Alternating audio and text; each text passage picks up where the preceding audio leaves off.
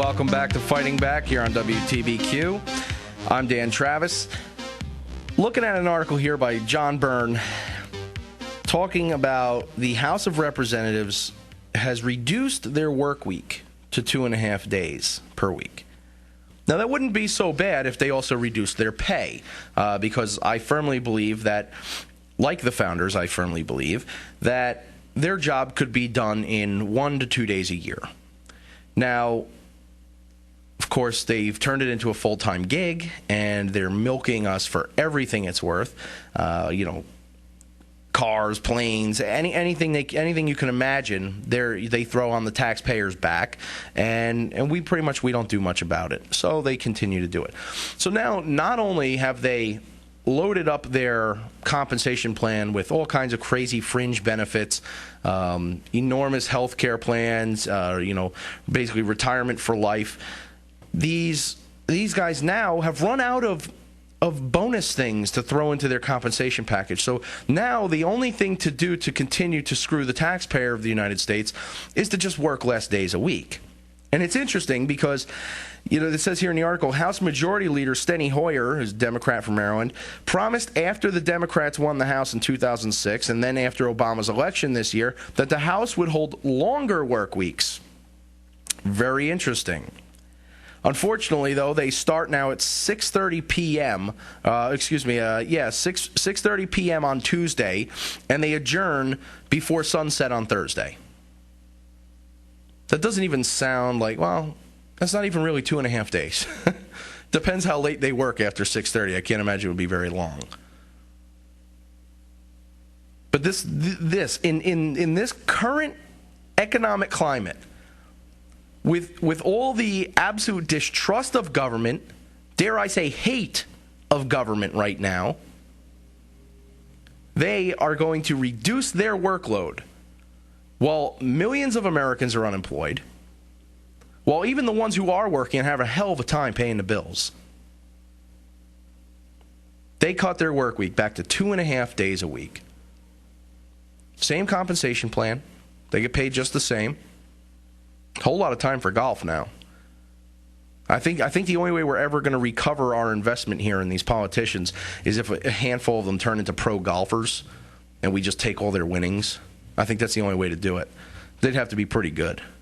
I don't think any of them are really that good because they're not really good at anything. That's how you become a politician. You specialize in spreading crap, telling people what they want to hear, and not really being good at anything, not doing any of it. The only people you're going to generally cater to as a politician are going to be the people who are writing you checks. And that's human nature. Anything, to expect anything else would be ignorance. But I think it gives you a fuller appreciation for the founders of the United States. Men who were, in all respects, selfless.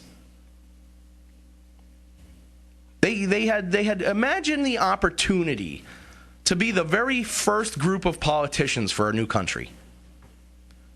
The framework for corruption sits in the power of the pen in your hand. You can basically pay yourself anything. You can tax anything you want. You can make any laws you want. Who's going to stop you? You just won a war. George Washington could have been a king. Think about that. Compare the politicians. I don't even want to call them politicians because the founders were the antithesis of today's politicians. Again, they were selfless. They were principled men who wanted to establish some guidelines, some bylaws for this nation that they were creating that would allow us prosperity, long-term structured prosperity. Politicians today, for the most part, of course, there are always exceptions to the rule. And I'm sure there's one or two in this country of 306 million people who are not corrupt.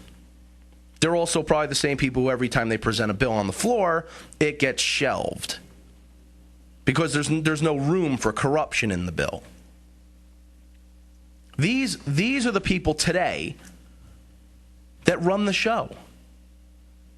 And then guys like me get on the radio and complain that basically our country's going to hell in a handbasket, that the Constitution is being ignored. Well, of course it is. Of course it is. Everybody learns about checks and balances when they're in high school. Well, some maybe even learn about it in elementary school. I'm not even sure anymore. Lord knows they don't do a great job of teaching civics at all.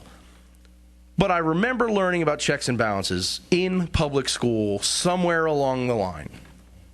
And they talk about the basic premises that the Supreme Court, can check the action of the executive branch and the legislative branch, and vice versa. No one branch has absolute power. But the fact remains that all three branches are the government. This is like having three members of the same family running the government and calling it checks and balances. It's not going to check and balance power being transferred from the people to the government. It's only going to check and balance power within the government. There is a fourth check in our system, and it's the people of the United States. Unfortunately, it's a role, it's long lost. The people of the United States, they're subservient. They act as if they have no right to demand anything of a politician. When they steal our tax money and they send it to the poor, or they send it to giant corporations, equally evil, by the way. I don't care what lies in their hearts. Theft is wrong, morally indignant. The motives for the theft do not matter to the person losing their property. But we forget that we are the ultimate check in the system. It's the reason we have the Second Amendment. It's the reason that militia is written into the law in this country. We are the final line. It's a funny thing. I don't know how many people out there listen to heavy metal, but I grew up on it. There's a band called Motorhead. They have a song called Line in the Sand. Very interesting lyric in that song.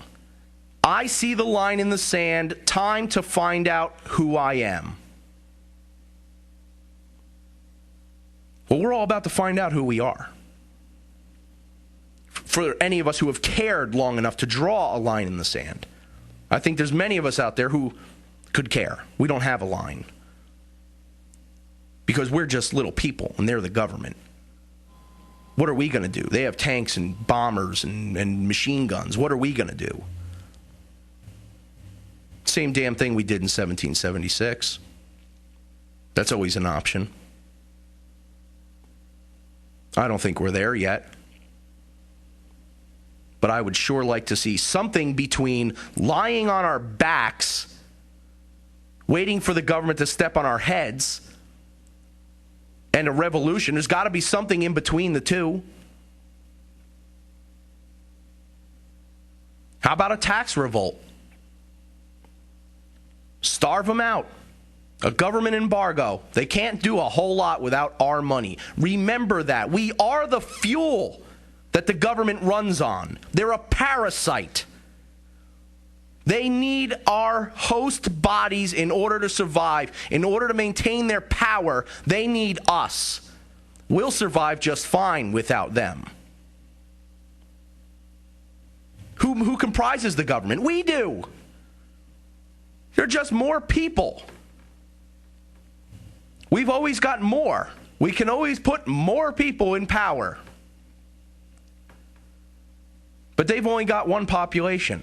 And when the population turns against them, the game is over. It's time to get educated about how much power we actually possess. We'll talk a little more about that when we come back from the break, though. You're listening to Fighting Back here on WTBQ. Stay with us.